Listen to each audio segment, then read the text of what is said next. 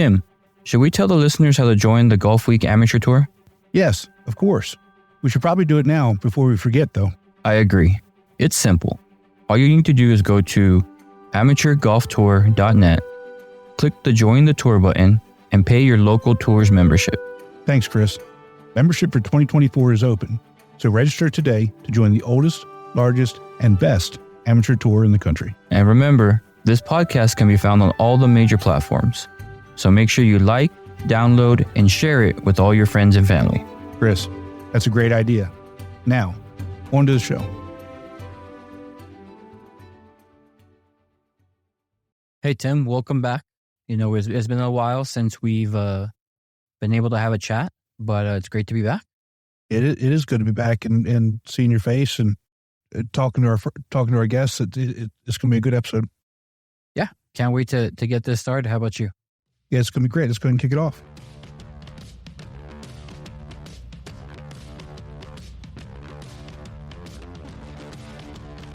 Ladies and gentlemen, Golfweek Amateur Tour, the podcast. Talking about all things Golfweek Amateur Tour, including interviews with tour directors, players, and course pros. Now, here are your hosts, Atlanta Tour Director Tim Newman and El Paso Las Cruces Director Chris Rocha.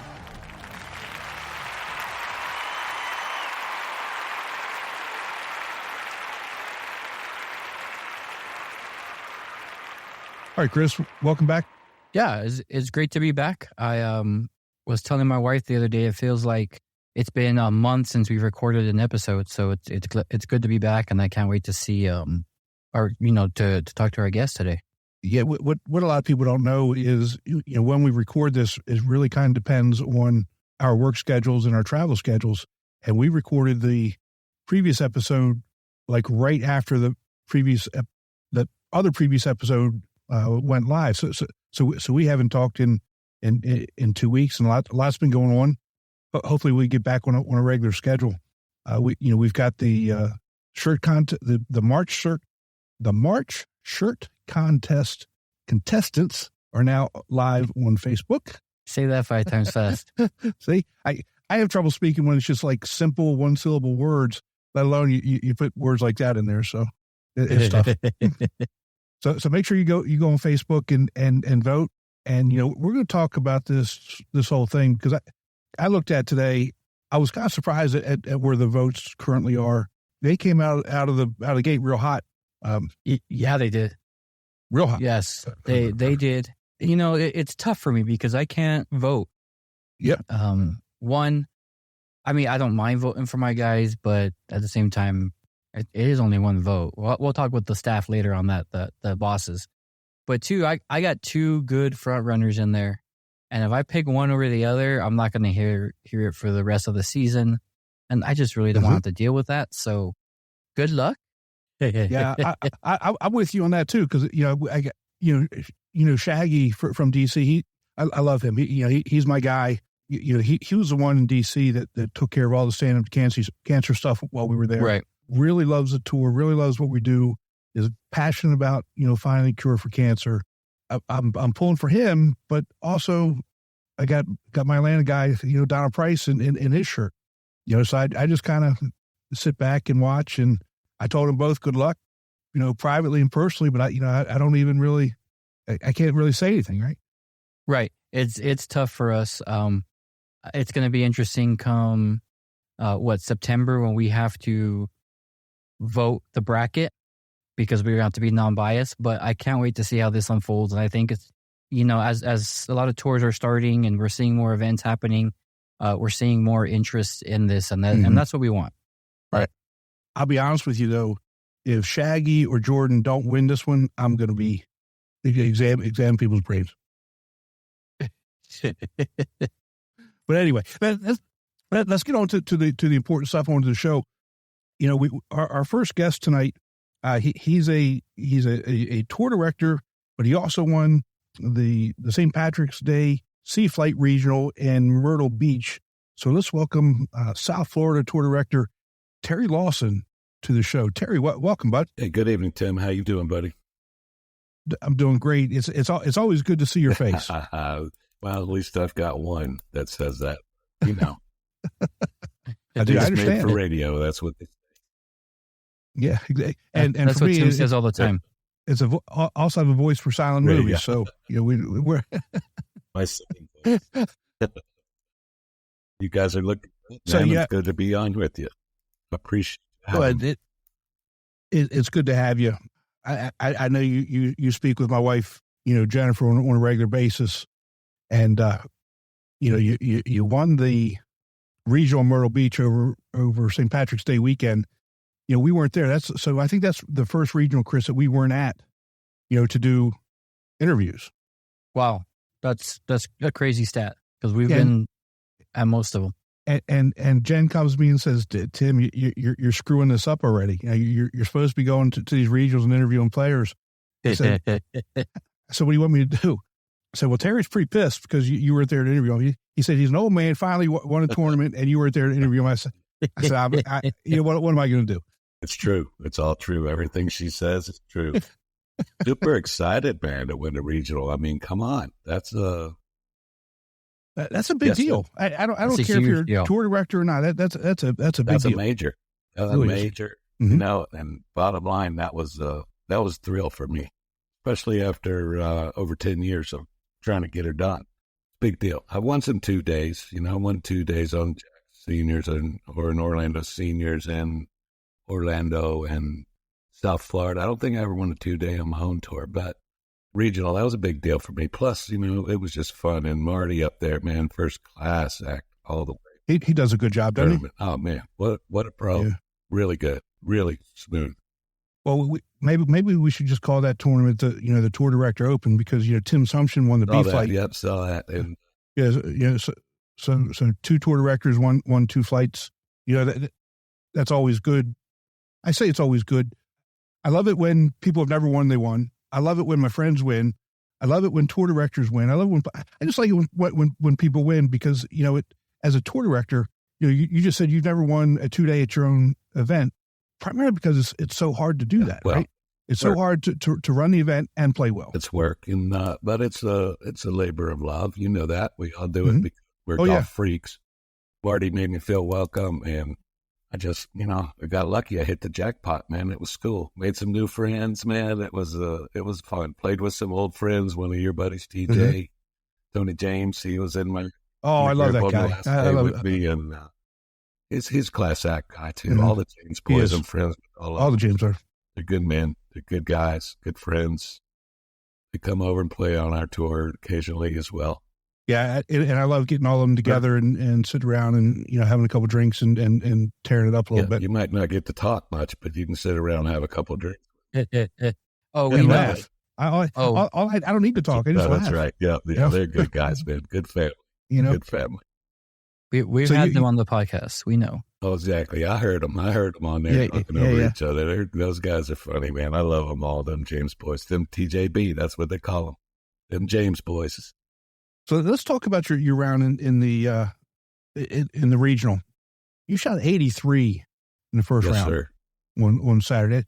That's a pretty good score. I'll tell you what. I don't know if you guys ever been to True Blue up in Pawleys Island, but it is not. It's not a joke. At that tough golf course. Had a game plan going in. Our leader Dennis loves to stretch you out when you get to the bigger tournament. So we were playing at 6,300 yards, and I'll tell you what, buddy, a sea flighter at 6,300, that's a long way. Yeah. I had a game plan. I hit my wedges like darts. Some of my one putts were for par because I was sticking wedges in 4 or 5 feet all day. That's awesome. There you go. Saturday was a good day. Made a couple good friends, man. Gilbert Kennedy, guy out of Richmond. We played both days together, became instant friends. We've been emailing back and forth, and Tony James, like I said, he was rooting for me. The guy, even that Trent, the young guy out of Eastern North Carolina tour that was tied with me on the first day, first class gentleman, hit the ball, 280. I was like, I'm in trouble. The first hole, I'm like, I'm in trouble, man. And stuck to my game plan, stayed down the middle, putted well. Got to 17, dunked one in the water. I'm like, oh boy, that was the first peek I took at the leaderboard all day. And I'm like, okay, all right, I doubled that hole. And I came home and played around the lake on 18th. I'm going to say I chickened out on 18. We had about a 3-club wind on our face, and I was about 145 out, and I'm like, man, I'm going to have to hammer this, or I can just shortcut it over there, and that's what I did. So they had told me at that point, we can catch you, and Trent, the second place finisher, was right out in the middle, 260 into the wind. He smokes one, and he just pulled his a little bit, just left of the pin, and it went in the lake. That's when I let off the gas. I'm like, I think I got it. Cruised on in, got a beautiful trophy. Called my wife, celebrate. God bless her. Good day. Like I said, good day all the way around. Making a friend out there, man, with Gilly. He goes by Gil. I changed it to Gilly by the second day, and we were buddies, so, the whole rest of the time. We had a good time. They were congratulating me at the end. And that's what this sport's all about anyway. That's what Golf Week's all about, to me at least. You told us, offline, Jeff missed an episode. How many times has that been said, just here on the podcast and then, in all your tournaments, that's what the guys say. It's about the friendships. It's about, there's golf and there's a competitive golf, but people come back because of the relationships and the friendships that they've made and built. Oh, yeah. Here in South Florida, we just call each other fam. I got fam in so many tours now. Like I said, Augusta, Atlanta, Richmond, Hilton Head, obviously everybody in Florida, I don't know which state has the most tours, but we got to be right there. Or we got 5. We have 5 in the state of Florida. So is there a state with more? I don't think so. So, and, I've been so lucky. This is our 3rd season. The first season, Robbie Robinson, Tom Myers from Orlando, mentor immediately. Mm-hmm. Ernie Paco, Jack Sr., mentor. Friendship immediately. John Siskowski, the NCF ex-director. Shane. Yeah. Donnie, Jacksonville. Every one of them checked in. Brother, we're here to help you. And they did. John Siskowski drove like 3 hours to meet Mark and I at dinner and stayed there with us for 3 more hours going over, this is what you need to do. This is Clive. This is what scallops look like. This is your trophy guy. This is your blah, blah, blah. I mean, it's been a fun ride. It's been a ride, buddy. How much fun is John Siskowski? He's a great guy. I mean, he's first class man. He's a gentleman. He's hilarious. And he likes to go to the casino once in a while. And I may or may not like to do the same, I'm not saying or denying. Let's take a quick break and hear from our sponsor, Srixon. A great iron set needs more than good looks. It's got to be fast and got to be pure. But good looks never hurt either. The all-new ZX Mark II irons from Srixon. I understand. That's my type of guy right there. That's right. He's a great guy. He's a great guy. We miss him. He comes around still once in a while. We see him more on senior stops now than anything. But even when I was a player, before I even had a tour, he'd treat you like a gentleman. When you'd go up to play his tour, he was a gentleman. He was first class. And, I was lucky to be able to build my tour by following some of their plans. You can call it copy, you can call I guess it is. We're all trying to do the same thing. But I'll tell you, once again, Marty up in Eastern North Carolina, there's a guy that could write the book on how to operate the Golfweek Amateur Tour. If you see his check-in table, it looked like Sports Center. There were screens everywhere. There was TVs going here. There were people everywhere. They were handing out stuff. It was awesome.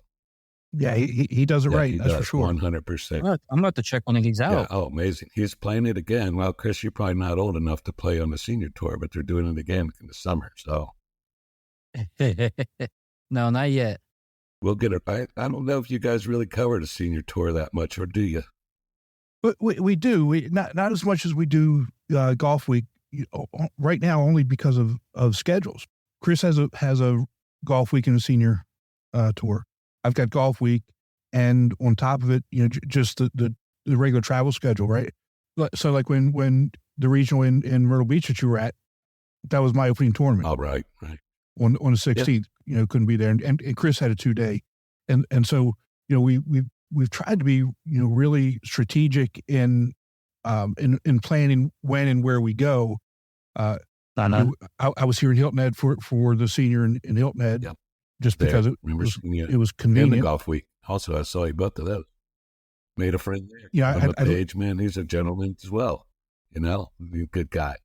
Did you know who he was before you met him? Not a clue. I didn't either. I didn't either. And I kept saying, man, how come I know this guy's name? And then finally somebody's like, bro, you're from the South. You don't know Kevin Page or something like that. Sorry. I'm sorry. That's my bad. And I agree. It was my bad. Right. What a nice guy, man. Cool guy. Yeah.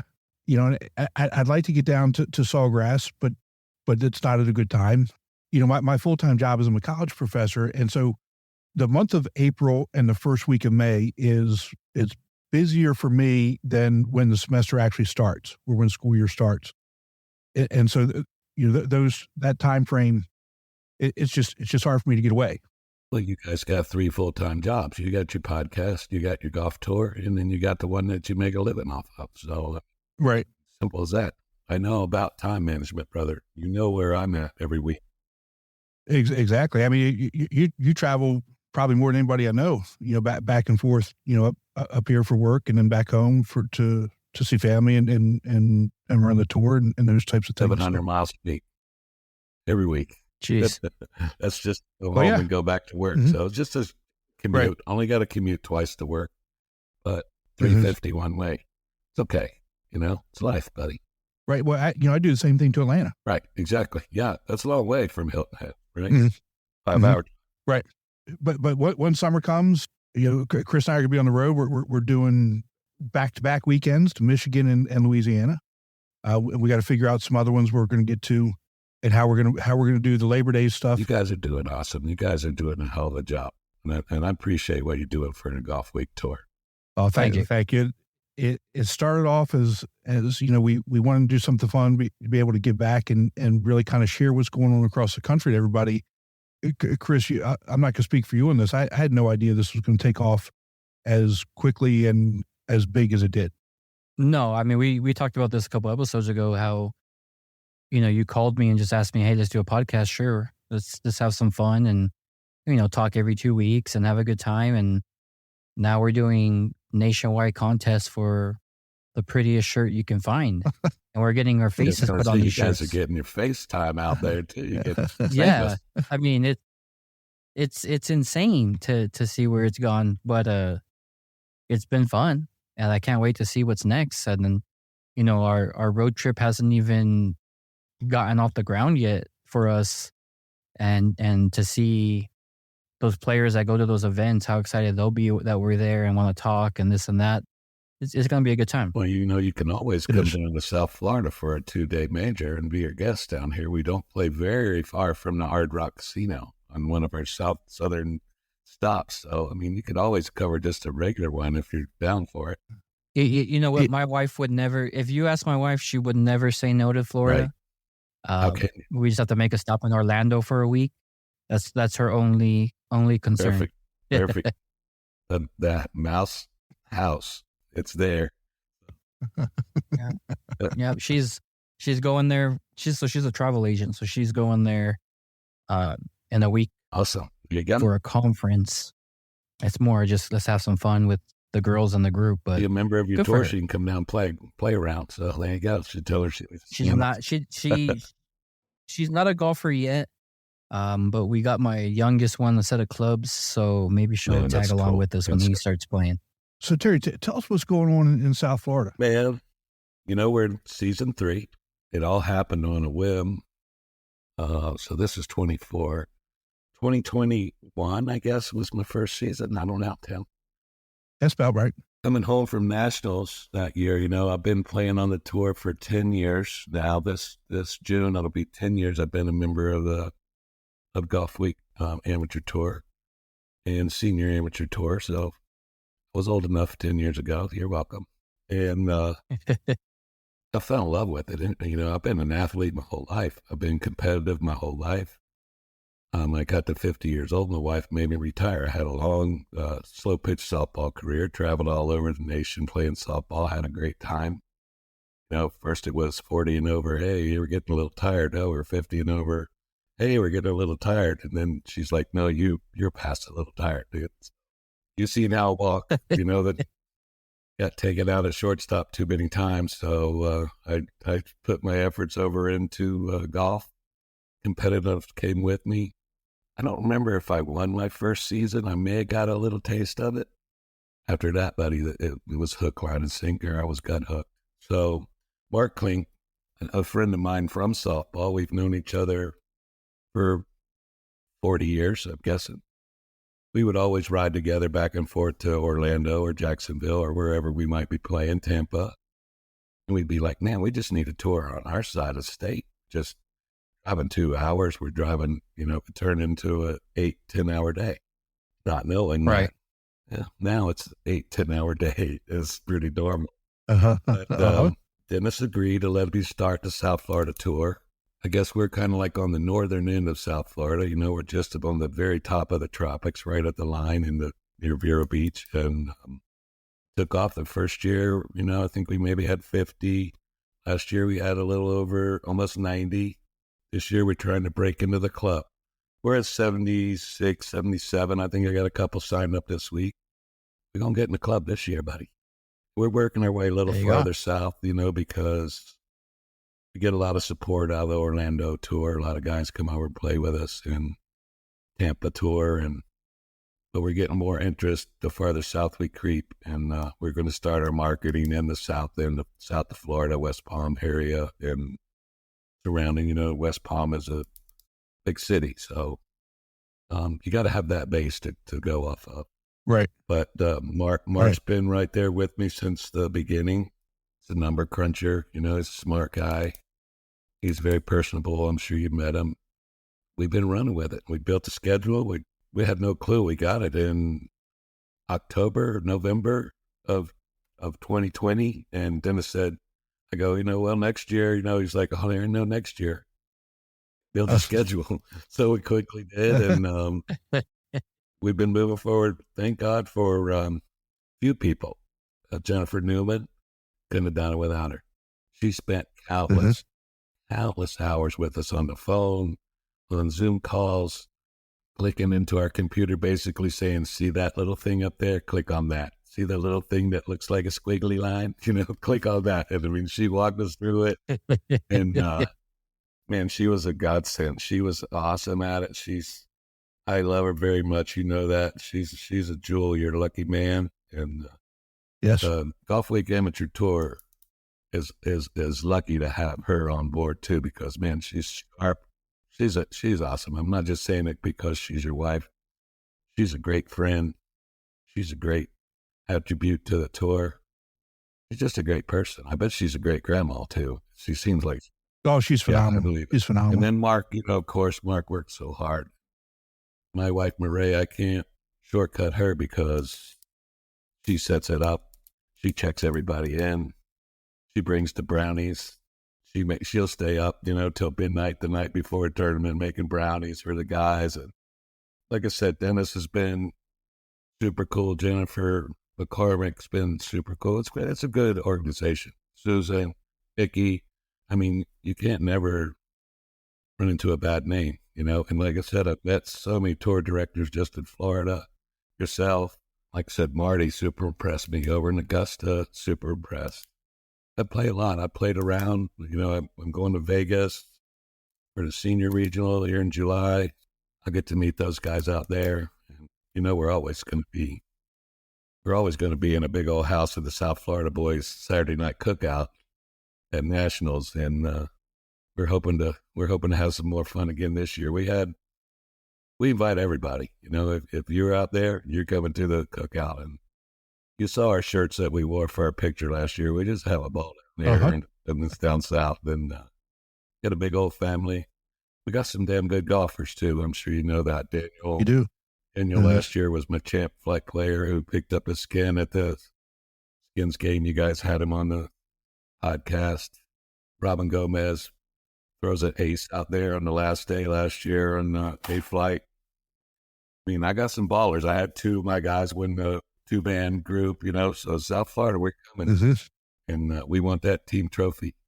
That's our goal. We talk There about you it a go. lot. We're gearing up. We're coming for it. We want it. That's a good one to get. I mean, and you only get it when you bring guys, That's right. Yeah, I mean, you got to bring 25, 30 guys to have a shot at it. And I don't know how many. I should have kept a little better track of how many I've brought to nationals each year. But I mean, looking at the picture, you can't really tell because I've got guys from Orlando. Some of the guys I met, they were just like from Michigan. They jumped in the picture and put on the shirt. So we're just having fun, man. We're always having fun out there. I'm lucky and I'm blessed to be in the situation that I'm in. What's your favorite course in South Florida that you all play? Hands down, the PGA Golf Club, the PGA Village in Port St. Lucie. It is a 5-star all the way from the time you drop your bag off to you hit the driving range to the 9-hole chip and putt course that's there for your use to the 3 courses, the Wanamaker, the Die, and the Ryder. Phenomenal shape. We went in last year. We probably had, no kidding, 5 or 6 inches of rain the night before the tournament. We pulled into the gates. We were like, oh, man, we're going to be in trouble. They had pumps running. The guys who played a practice round literally submerged their golf cart coming off the course. Wow.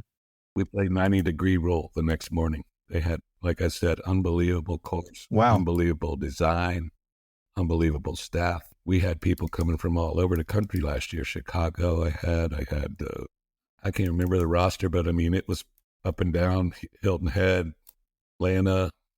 I mean, we had guys, one of my first year members has moved up there. I don't know if he's joined your tour yet, but if he hasn't, you need him. His name's Neil Corbett. He moved up there. He lives in Lake Reynolds now. So if he's not on your roster this year, you need to shoot him an email because he's a gentleman. He'd be a good one for you. Now, he hadn't joined yet. Looking, he should be an A-flighter. He may have joined over on the I know like last year he was a Augusta senior member. I saw him hanging around over there. He'd come down and played with us a couple times. Good guy to have on your team. You got to reach out to him. I'll shoot you his email. All right, please do. I will. Sorry, that would be the hounds getting watered down right now after. Let's take a quick break and hear from our sponsor, Srixon. ZX Mark II drivers are for major players, major winners, major power. All new ZX Mark II drivers, only from Srixon.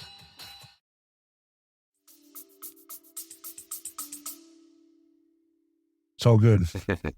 It's all good. Well, Terry, thanks so much for spending some time with us tonight. I really appreciate it. I always enjoy talking to you, and I know we'll see you soon. Let's put it this way: I know I'll see you before October. For sure. You're going to see me plenty, buddy. We got some work to do over there at your house, so we got to come out there and take a look at it. Yeah, need you. I'll be in Beaufort County. Yeah, I'll be in Beaufort County in 3 more days, so just holler at me. I appreciate y'all. You got it, man. It's exciting for me. I can't wait to hear it. I'm, like I said, a face for radio. That's what they say.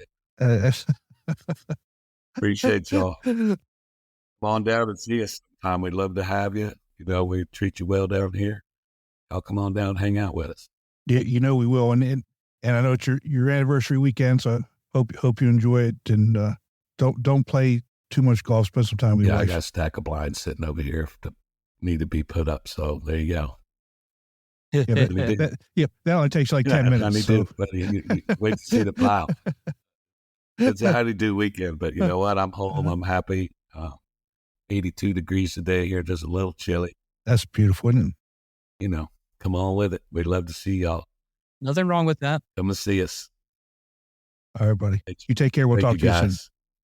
Chris, I joke with Terry, about him bitching and complaining that we weren't there to interview him when he won the regional. It's all in good fun. Terry is a fun guy. He's doing incredible things. He and Mark are doing incredible things down there in South Florida, and it really is good to see that he got that regional win St. Patrick's Day. Yeah, it was a great conversation.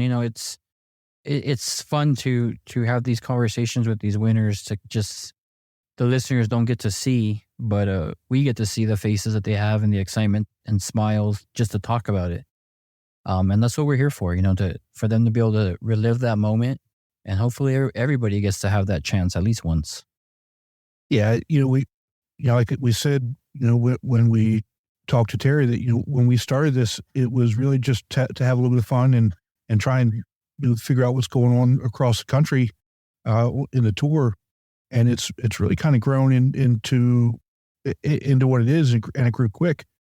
But for me, the fun part is talking to the players and tour directors across the country and hearing their stories and having fun with them, because it's not something that we can do regularly. We're necessarily stuck in our tours, but you kind of live in a silo, right? So you don't really get to see what's going on and hear the stories and hear about the guy who drove his drove his golf cart into the puddle and submerged it, right?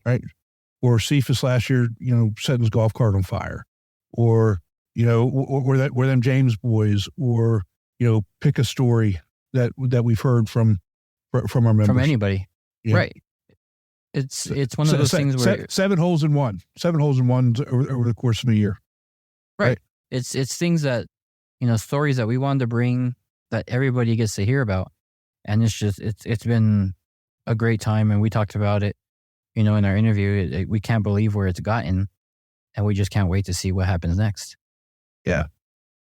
Last episode, we did the first half of the conversation with Ken Rohlman from Srixon, the club fitter. And if you haven't heard that first part, please go back to last episode and listen, because the second part of the conversation, it takes a little bit different turn. Really starts talking about the Srixon clubs and balls and the technology that goes into that. Yeah, it's something to listen to. It was a great conversation that we got to have. But also, since that conversation, I've kind of tried different golf balls with Srixon. And I didn't realize the amount of options they have. It's like a candy store if you haven't looked. Literally like a candy store. The golf balls are different colors.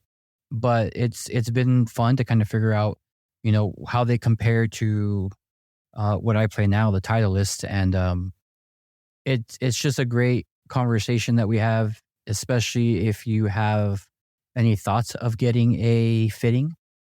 This is one way to actually get that ball rolling and get started with that. So let's go ahead and pick it up where we left off. So tell us about the irons. The irons are amazing. We've really built quite the following.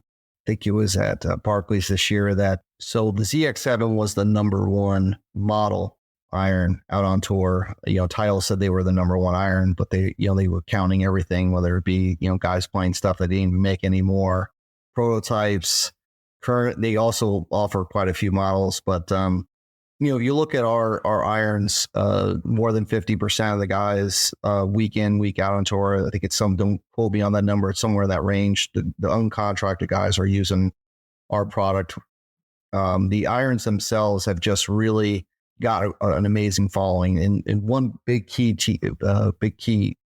piece of technology is the VT sole. So when you look at the bottom of the Srixon iron, it's something that a lot of the companies have actually started to try and emulate. You look at that secondary leading sole and the scalloping, that creates a unique situation as the golf club comes through impact. It allows the club to, travel through impact cleaner. It's why Brooks Koepka plays on irons. It's, when you take a look at the major champions, Shane Lowry, when he comes through impact and he, like many of our tour pros, are using, multitude of our models to optimize their set.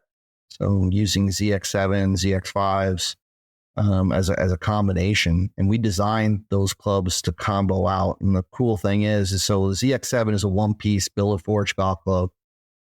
We do CNC mill the inside of the cavity, which gives us a unique technology in the sense of that we're able to really control the thickness of the face. We do tungsten load all our irons. So tungsten loading is, when you're able to insert tungsten into an area, it creates stability that a traditional normal billet forged golf club does not have. You take a look at the ZX7 too, through the set itself, that is a lower launching, higher spinning. The CG is a little bit higher. That is our true players forging. That is the golf club that is out there and winning majors and being played on tour week in, week out. And then you take a look at the ZX5, and that is a multi-piece forged golf club. So the face is a mainframe face technology where we forge the face separately. We don't show it to anybody. A lot of companies are boasting their AI technology. We use an enormous amount of AI technology in that face behind what we can't see is behind under the hood, so to say.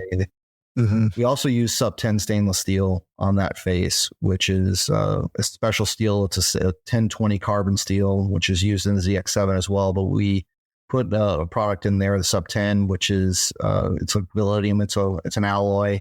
It's spring steel. It's what they use to make locomotive springs. And the cool thing is, it makes the face springier, but faster. It does it in a consistent way.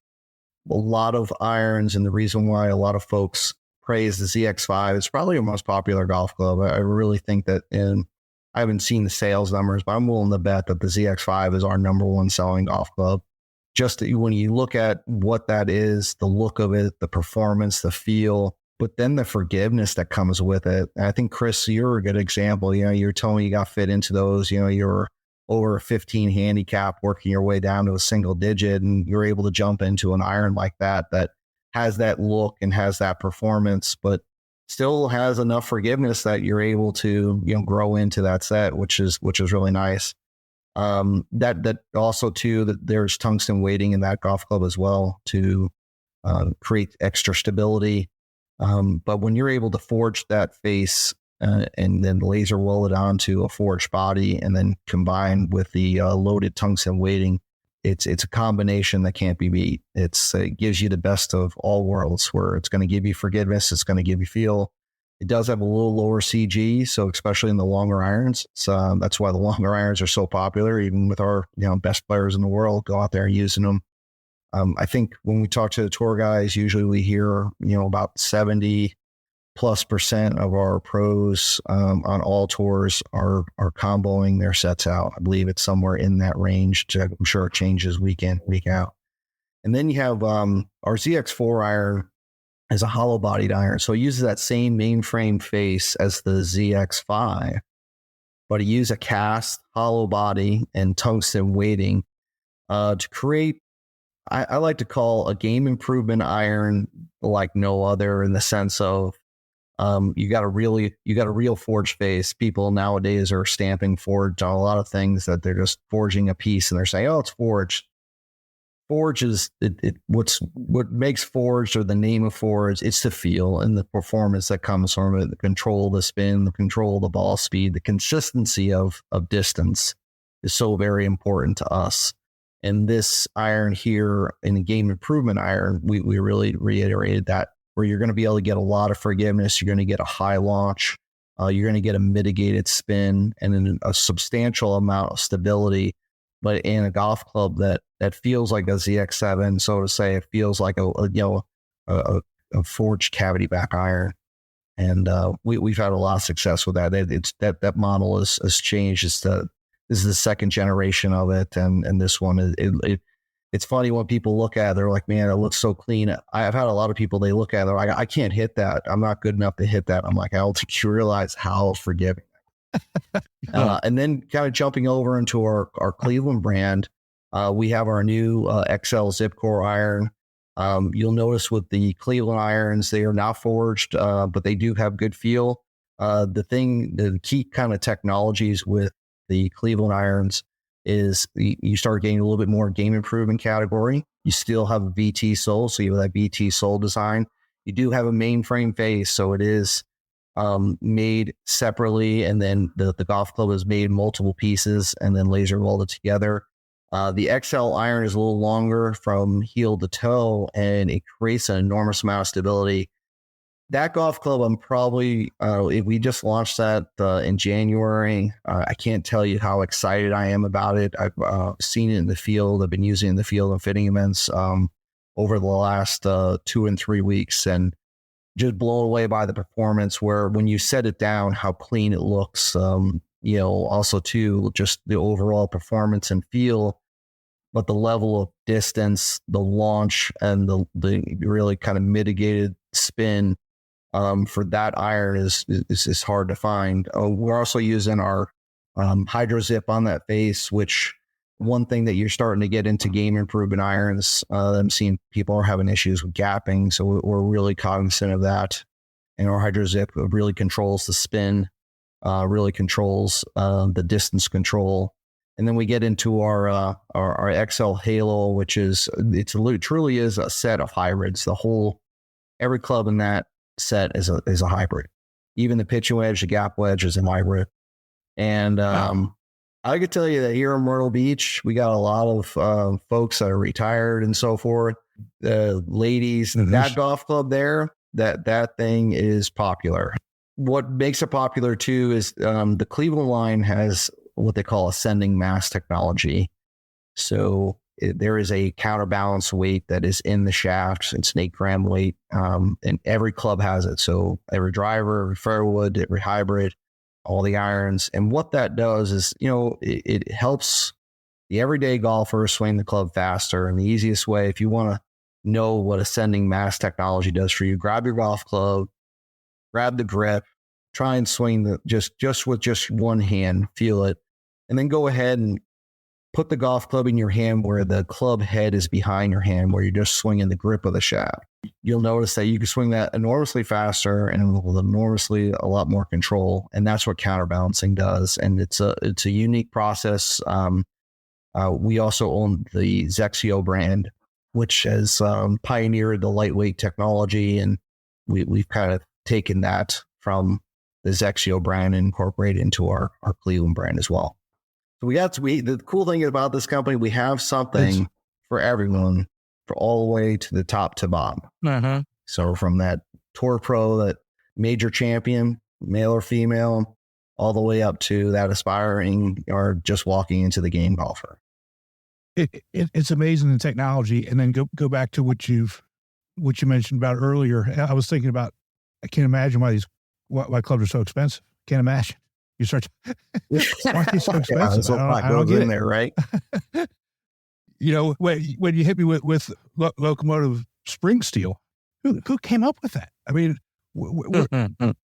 I'm at a loss for words. I mean, where do you, what kind of brain do you have to come up with that idea? Very this sounds like a good idea. And you know what I mean? Well, also too, I amazing. think we have taken with the new Cleveland line, we've taken an enormous amount of technology from our wedges. We're using the zip core technology in there, which is using a product that goes into the heel and that gives us more material to use on the hosel. And then the hydro zip that we use on the face, that is something that we use on our wedges, and that's a dynamic blast. Essentially, imagine sand blasting, but instead of using sand, you're using a nanomaterial. I mean, this is highly complex stuff, and create a surface that will last, for hitting thousands and thousands of golf balls. Yeah, it's not just thrown together very quickly. You just bring up another point. I was going to ask you, how often, if you buy a good quality set of clubs like Srixon, you go get fit, how often should you be replacing them? Because to me, I would say most guys aren't wearing these clubs out. Yeah, that's actually, yeah. Well, that's our business model, that we're all, golfers love new toys. But it comes down to how often you hit golf balls, how much you're playing, how much you're practicing, and frankly, the wear and tear. I tell folks it's different for every person. Like, where you play golf to, if you play in the sandier conditions, like here in the Southeast, Bermuda, there's a lot of like a sandy base turf and so forth. When you're hitting balls, if you wipe the face off between every one and just make sure there's not dirt and sand on there, that really makes a big difference. But the old rule of thumb, if you could take your thumbnail and run it down the face of the golf club, and if you don't feel that thumbnail grabbing, the kind of better you answer your question. If you play an enormous amount of golf, you hit a lot of range balls, because range balls are hard. you can use a set of golf clubs 2-3 years, and then you're going to have diminishing results from how the grooves are working, the spin, and so forth. Those things will be affected. All right, Chris, I just helped you out there. We got to figure something out. I'm getting close to that 3 years. We got to figure some way to get out there.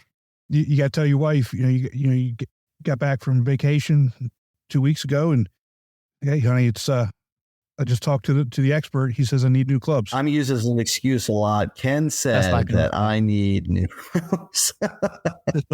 Uh-huh. Well, we'll have to see what happens at nationals, because we may have to make an investment. Again, going back to the whole technology thing and how things work, you put a lot of research and design into the clubs. You put a lot of research and design into the balls so that they actually work together as well as they do, as opposed to, okay, you're over here just working on a ball. Over here, and the club's over here, and not even thinking about the importance of them working together and the ultimate benefit. It's creativity there to me is amazing. And like we offer 3 different tour balls. We offer a Z-Star Diamond, Z-Star XV, and all 3 of those golf balls are going to perform slightly differently, but there's a big enough difference there that there would be a clear choice for each golfer that will bring the best performance. And then also too, there's times where a golfer will want to achieve something different. We have some golfers that actually week in, week out, the XV is and the Diamond are most popular on the PGA Tour, and the Diamond and the Z-Star and the LPGA and the Champions Tour and so forth. But different compression, different spin. Also, the Diamond and the Z-Star have 6 mil covers, so the audible sound is a little softer. And folks that are playing with other competitor balls seem to that is the gateway ball, in my opinion. What's that has turned into for easy for folks to get into the Srixon brand. The XV has been popularized by Hideki's Masters win, and along with Shane's British Open, and then Brooks Koepka's PGA was using the Diamond golf ball. But we have some of our pros are using an XV one week and a Diamond another week. You go out on tour, you have one golf course that's you're playing Harbor Town, and distance is not that important, but stopping power is really important. So it might be worth giving up a 5 or 6 yards off the tee and making sure that, and a couple of yards off the iron, but to make sure that when the descent angle and the spin rate is that little bit higher to have that control, compared to then, you go to a different place where, it's more of a distance is more factor, and they're going to jump into the XV. All right, so I'm going to ask for a friend here. He has trouble putting. Can you talk about a putting fitting and how you go about doing that? We have a unique technology with our putters. People that have a hard time putting, in most cases, are mishitting the putter on the face. You don't have gear effect like on a driver and so forth. So if you look at the grooves on the Cleveland putters and our 3 different models, the front line, the HB Soft 2, and the milled HB milled, all 3 of those have a unique thing in that they contribute together, and that's the grooves on the face are designed to where if you hit it a little bit on the toe, the ball, the farther out on the toe you hit it, it's still designed that it's going to roll the ball that same speed. So it's still going to go roughly that same distance. Wow. And that's important. Like, so for example, even though you hit it on the toe, if you have a 10-foot putt, it still rolls 10 feet, and vice versa. If you go to the heel, it does the same thing. If you look at the technologies with putting, our frontline putters, there's an enormous amount of stability with those. There's a lot of weight that's been redistributed. We're using an aluminum insert. We have our most putting technology in that particular line. You get into the build line, and if you're looking for that soft carbon steel face, that golf club, and we'll bring that to you. The HB soft line is actually a very popular line, and it has we have a new putter out called the Retrieve, where it fits inside the hole, picks up the ball. I know there's another company that has something similar. We had to make our own way of doing it. And the nice thing is ours, the way that I had to give the R&D guys a lot of credit. You don't have to really push on the ball hard. You just put the putter on top of it and you pull it right out and it comes out. And there has to be something said for consistency. We're also offering in the front lines, we're using that all-in shaft. It's the UST shaft. And it's graphite and steel, and we've seen some really good response from that particular product. So it's pretty awesome. Big thing when you're getting fit for the putter is you go on our website and you look at all of our putters. Everyone has like a stroke preference, like they either have a lot of arc or they don't have very little arc at all. Make sure that the putter matches up to the stroke that you're trying to make. If you're using like a claw grip, and you're not going to want a lot of arc. If you're cross-handed, same thing. You're going to want more a straight path putter. But if you are more traditional, where you like the putter to open and close a lot, then you're going to want one with a lot of like a slant neck or so forth. Instead of you having to try and figure that out, if you look on the website, we like every putter. You look at the bottom right-hand side. It gives you the path that putter is designed to work with, and it makes it a lot easier. That's awesome. Chris, you write that down? Oh, it sounds like I need to try this out one in person. I think he's writing the note to his wife and how we're going to get new clubs. You're going to have to start winning some tournaments and saving that money. There you go. There you go. So Ken, how can guys set up an appointment with you? One way I could recommend is folks DM me on Instagram. It's it's my name. It's K, and then the last name is Rohlman, Rohlman, the number 74. And if they could just send me a direct message on Instagram, I'll respond back. And then also too, I'll be able to let you know. Either set up a fitting, a personalized, the process of setting up a personalized fitting, or one of the fitting events. If you like scheduling an appointment at one of the fitting events that we have, like this time of the year, we have fitting events, 4 or 5 days a week. From March, April, May, and then part of June, we stay very consistent here. And I do events from all over Charleston, all the way up to north of Wilmington. I have a gentleman that I have actually trained my fitting system, Danny Bartlett. He's down in Hilton Head. We've been working together for about 1.5 years. Him and I met each other at a fitting event years ago, and we were just sitting there talking one day, and he's like, "Man, I want to learn how to do this. How do I do it?" I said, "Well, you get to come work for me. How's that sound?" So he's doing a great job, and he's really learned how to apply it and understand the concept and using it and applying it and providing a good result. That's awesome. I appreciate you spending some time with us tonight. Hopefully we can have you on again as the season goes on. Yeah, definitely love to do that. I really enjoy talking with you guys, and looking forward to hopefully maybe one day working with you in person. So that'd be great. Okay. All right, bud. Thank you. Take care. So that's the second half of the interview with Ken. And, as I went back and listened to it, what really amazed me is he's talking about this technology, Chris, without looking at notes, without looking at websites. I mean, right. He's just talking about these things just off the top of his head. So you know that he knows his stuff, and he knows what the clubs can do. And that's, one of those things that makes him probably, and his system, one of the best fitters in the country. Oh yeah. He has a passion for it.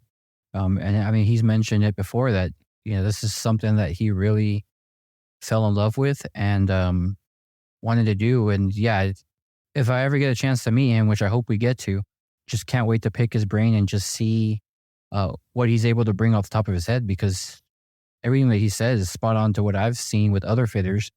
But just the technology that he's taking with it is just something that is, in my opinion, greater than some other people that you could go to see if this club's right for you. To hear things I didn't know that, because I don't follow which clubs the golfers are playing. I follow the golfer. I don't necessarily follow what's in their bag. Had no idea that how many of the best players in the world are using Srixon clubs and balls. Oh yeah. It's crazy that what's out there. Like I said, I'm trying them to see how they feel, and they're pretty solid. There's so many options for all golfers that I'm pretty sure you can find something that you're looking for if you needed to. Yeah. Oh, absolutely. And again, like we said in the last episode, if you're in the market for new clubs, take the extra time and get a fitting, because you're spending a lot of money on these things. But make sure you're playing the right clubs for you. Generally shouldn't cost you any more money, costs a little bit extra time, but in the long run, for the investment that you're putting into these clubs, it's really worth it. Yeah, it is. It's exactly like you said, it's an investment. I mean, I wouldn't go buy a car if I'm not looking to see what each one has to offer. Same concept. And even if you're just starting off, right? I mean, you should do that, because if you just go out and buy clubs that don't fit you and aren't really fit for you, you're going to struggle and get frustrated and give it up. Spend that little bit extra time and find something that's going to fit you, and you'll be much better off in the long run. Yes, you'll enjoy the game more. Let's switch gears here for a second. Since we last talked, man, that's kind of how I felt at our first event, Chris. I love my guys. They're awesome. But we had our first event a couple weeks ago, and if it was a comedy of errors, all the way, start to finish, top to bottom, left to right, comedy of errors, all the way around. To start off, there was a mix up with start times between.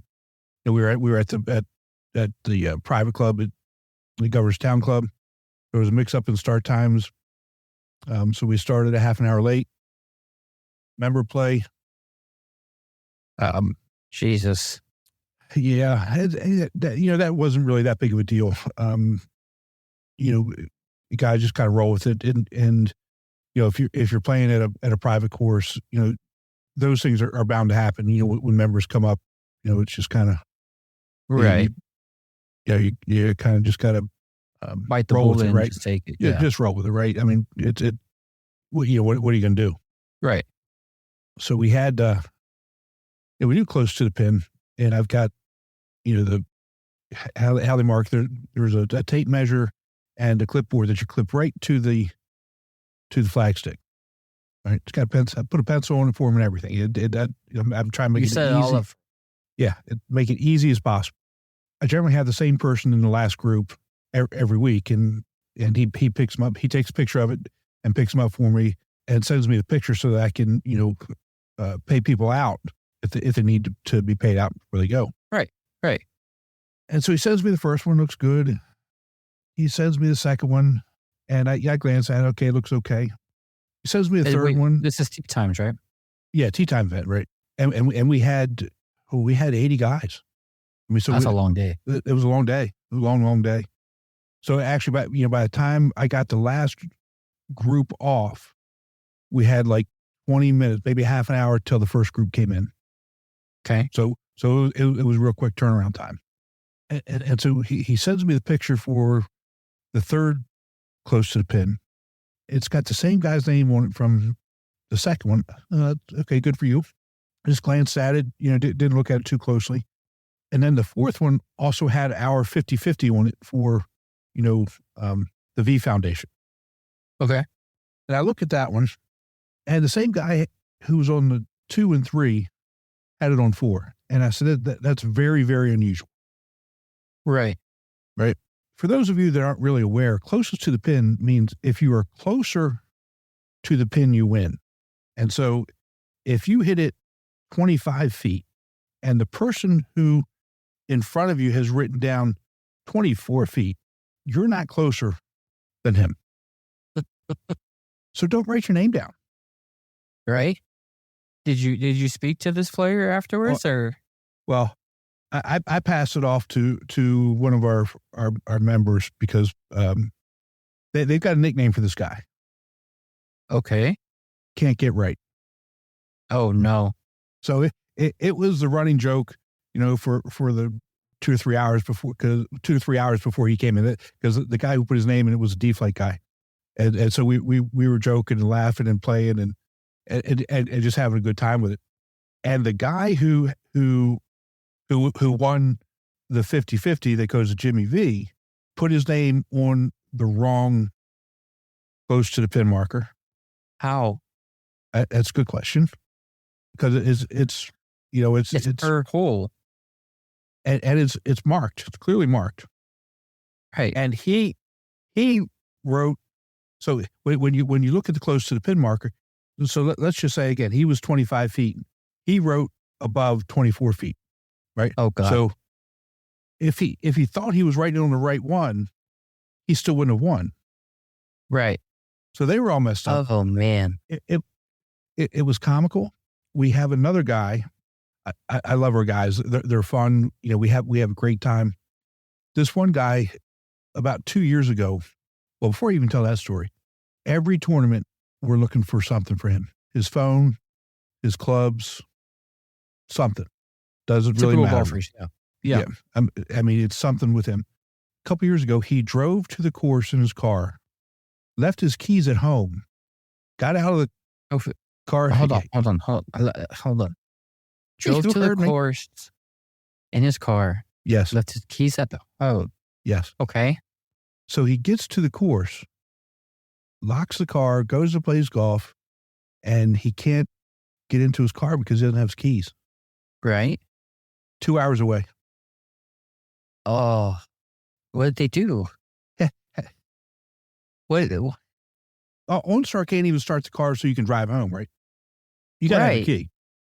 So right. His wife had to drive 2 hours, give him his keys.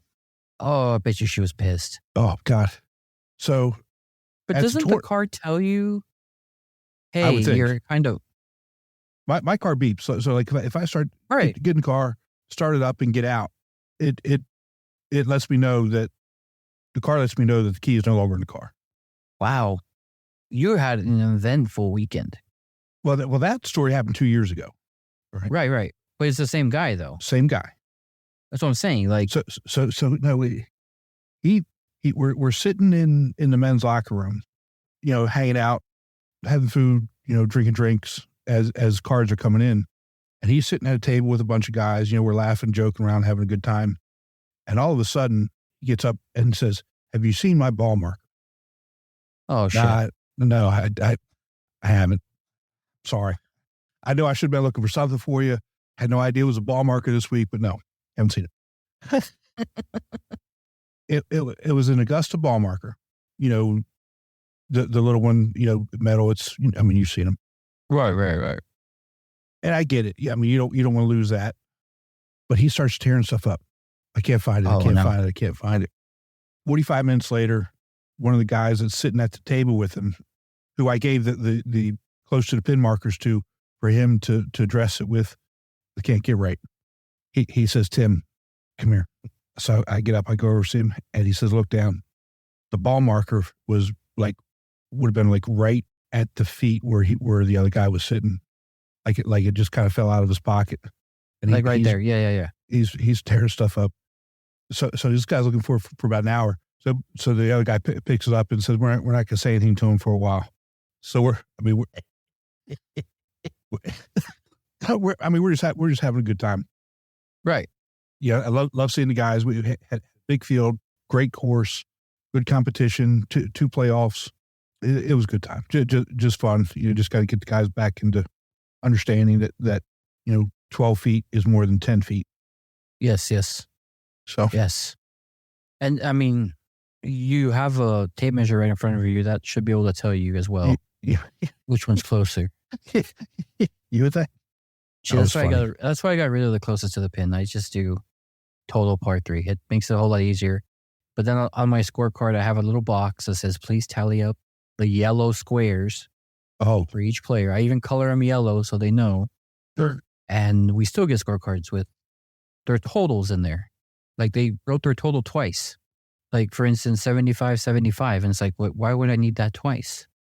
So I'm glad you said that because I tried something a little bit different on the first tournament and I got to do it again. So basically I created a pace of play sheet. So each hole, you have a certain amount of time to finish, right? So you get 13 minutes for a 3, 15 for a 4, 17 for a 5. Okay. And I told them as soon as when put the time that you finish each hole, So after you on hole 1, you write the time that you finish. At the end, it should equal 4.5 hours. Okay. Had one group who they weren't paying attention to what they were doing. And I'm trying to use this to track who are the slow guys, who are the slow groups, right, that sort of thing. Right. He was putting times in that they finished the hole. Let's just say hole 3. He would put in times that he finished hole 3 before the group in front of them finished hole 3. Huh. I said, what am I supposed to do with this? How am I supposed to look at this? He says, I don't know. I just wasn't paying attention. Really? Had some guys doing it like, the time that they teed off as opposed to finish. Right. And I just trying to tell them, especially at, the private courses here, if you're playing in over 4.5 hours, they're not going to have you back. Here in Atlanta, it's just not going to happen. And so I was really trying to push that and to get them to understand, how important pace of play is, in terms of us getting courses and getting good rates. Right. I'm looking at some of these things. I'm saying, oh my gosh, it's almost like being back in school sometimes. I just look at them and I start laughing. They're again, I love the guys. It's all in good fun, but we got to get them trained back up into distances, times. Yeah. I mean, it's new to them. It's a new season. They're not used to it. And let's be real. It takes a little while for us to get back into the grind and remember how to do everything. It does. And I'm pretty sure Jen and Jennifer and Susan and now Nicole hate getting messages from us like, hey, how do we log into live score again? How do we do this? But, it takes us directors, especially the ones that are trying to play, it takes us a little bit longer, hint, to figure things out. So it does. If they're listening, we apologize. We appreciate your support. It's all in good for them. At the end of the day, once the season's over and we're laughing about these things and we're at nationals and we're laughing about it and having a good time, that's what it's all about. And we were laughing about it at the time. And actually, what I think I'm going to try and do is Jamil, because I know Jamil listens. Jamil, I'm going to try and get you on the next episode and get your take on some of the characters that we have. That'd be fun. Yeah. And I feel for your guy who lost his ball marker, because at one of the events, my brother lost a ball marker on one of these holes at the tee box because we made it to the green and he couldn't find it, right? So obviously he knows it's from that green to the last green. I'm like, dude, it's a tee marker. It's a ball marker. Who cares? He's like, yeah, but it's one that Dad gave me. And I'm like, oh, shoot, here we go. Like now it's got a sentimental value. Right. And we still have 4 holes to go. We don't have time to go back and look. So I'm like, let's just play. I'm pretty sure Gabe will let us a card so we can come out and look for your ball marker. And let's get it out of your mind right now. You're top of leaderboard. Let's try to get this round over with without having a blow up. Anyways, round's over. We ask for a card. We go back to this hole. We're like, all right, let's take a look. Retrace your steps. It's not that big of a tee box. Let's retrace your steps. Look for about 10 minutes and you finally, all right, I give up. I'm not going to be able to find it. As we're walking to the cart, I shit you not. And if you need to, the ball marker is right by the driver side where he stepped out of the cart. That's crazy. But it's just crazy how he parked right there. He could have parked right over it. Right. You know what I mean? He could have gone too far. It's just right there and we didn't see it because we were too busy trying to figure out where he was going. So I feel for him. I hope you guys gave him his ball marker back. Oh, we did. We did. After he tore up everything. It's these stories that you have for, the rest of your life that you're able to tell. Like one of our guests said, the brothers that we have on, they got stories for days. Some that they can tell on the podcast, some that they can't. But Right. Those stories are just I'm pretty sure everybody has a handful of stories that they could tell. So we got the March shirt contest winners. Voting is now open on Facebook. So please go to Facebook, go to the hashtag GW Podcasting Shirt Challenge 2024 page on Facebook. You'll be able to vote for the March winners. There were, I think there were 5 entries for March. Yeah. Sorry, we went from 2 to 1 to 5. 5. So Yep. we're building traction. We are. And go ahead and make sure you vote for the March winner. Get your shirts in for April. I mean, it's still we got 4 weeks left to go in April. April just started. Yeah. Yeah. Make sure you get your shirt entries in. I know we just had our first 2-day tournament this past weekend. Then we go up to the what I call our mountain swing, or North Georgia mountain swing. There is a regional in April. You've got 2 tournaments in April, right? I have 2 tournaments in April. Yeah. 2 single day events, but there's some challenging ones. So great to see what comes out of that one. There are 2 regionals. We got the Florida regional coming up this weekend at Innisbrook, and then next weekend is the Smoky Mountain regional. Yep. I mean, we're going full bore. So I believe every tour is playing now. So 46, 47 tours out there playing. But let's get some shirt entries in. We're only going to see more from here. Yep, let's do it. It's only going to get harder to be able to pick a great shirt, but this is what we were expecting and hoping for, and can't wait to see what happens next. I'm excited to see who wins this month. Even though I can't vote, I'm excited to see who wins this month, because it's tough competition. Me too. Yeah, and voting is open at, I think, till the end of the month. Yes. I don't know what we have in the rules there, but I think in April, I think we'll break it down to like a 2-week window. I think so. I think having it up for a month or 3 weeks, it's a little bit too much. But I think probably 2 weeks is probably an appropriate time frame, especially once we get into September, you're only gonna have a week. Right. And it's crazy how this month, I had given you an insight on a shirt that was going to be displayed with our pretty faces on it. And halfway across the country, somebody else had the same idea. Same shirt, yeah. And almost identical shirt. It's just crazy how we think. But because we thought it was a for sure win, and you didn't get any wind of that one being brought out either. Nope. So go check them out. If you haven't seen them, go check them out. There's some good shirts on there. A nice Ryder Cup shirt on there. The Master Chief has a shirt up there. Remember Ken Mutzaball from our talk back in last May? Yep, he's got a nice shirt up there. And then you have the shirt with a big face on there, but it'll bring golfers to their knees if they were to see that face lining up a putt. Yes. So that's a very good shirt. I just have to make sure I don't wear the same shirt when he does on the golf course, because that would just be weird. It would be weird, and we would start calling you names, and that would, we don't need all that. We're just I'll just text and make sure he's not wearing that shirt when we go on trips. Maybe we should send Ed a message and see what kind of shirt he's going to submit. Yeah, he needs to. He hasn't done it yet. No, he hasn't. And actually, I know they're kicking off soon here too. But anyway, that's all I've got for this episode. You got anything else? No. Again, like I said at the beginning, it feels like we haven't talked in a while, but it's good to have another conversation. And now we're getting these seasons started, so we're gonna have a lot of great guests the next couple of months. I'll at the Nationals. Yep, it's gonna be great. It's gonna be great. And we're less than 2 months away from our next trip. You're telling me. I'm It's already gonna be looking. I'm excited. I just, Yeah, me too. you know how it is packing and all of that stuff.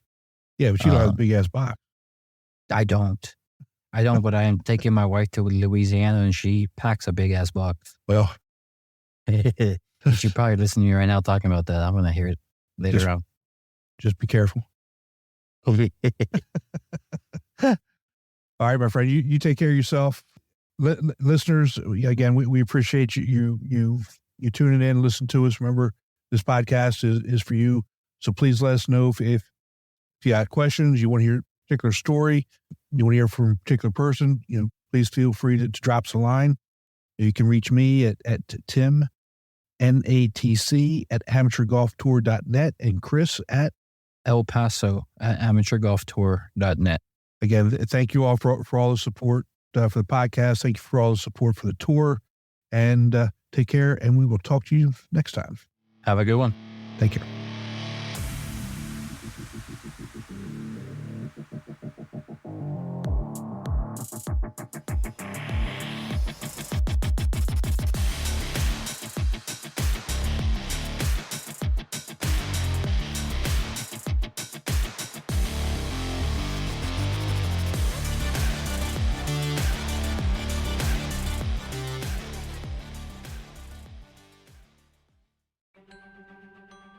Chris, we didn't do it again. What didn't we do? We didn't say how to join the tour. That's right. It's simple. All you need to do is go to amateurgolftour.net, click the Join the Tour button, and pay your local tour's membership. Thanks, Chris. Membership for 2024 is open, so register today to join the oldest, largest, and best amateur tour in the country.